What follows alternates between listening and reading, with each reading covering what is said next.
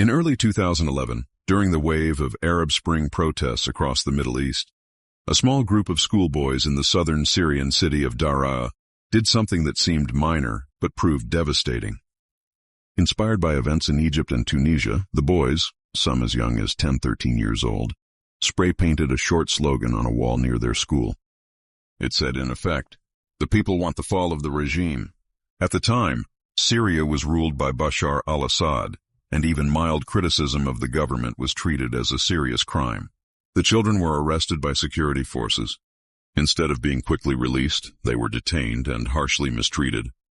Their families repeatedly went to the local authorities, police chiefs and intelligence officers, begging for their children back. According to many witnesses, the officials responded with humiliation and threats, telling parents to forget their children and implying they should have new ones instead.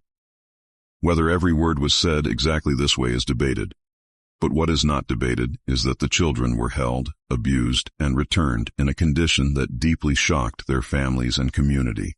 Daraa was a tribal, close-knit city. When the children were finally released, anger spread quickly. What began as quiet complaints turned into peaceful demonstrations, demanding the punishment of those responsible, the release of prisoners, and basic reforms and dignity. These protests were not armed.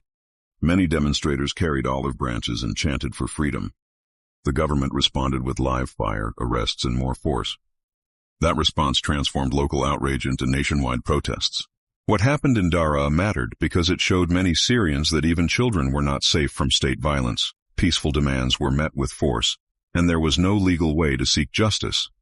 As protests spread across Syria in 2011, the state's continued violent crackdown pushed parts of the opposition to take up arms, and foreign powers soon became involved. What began with a few words on a wall ended up contributing to a conflict that has killed hundreds of thousands and displaced millions. This story is often remembered not because it was the most violent event, but because it shows how fragile societies can break.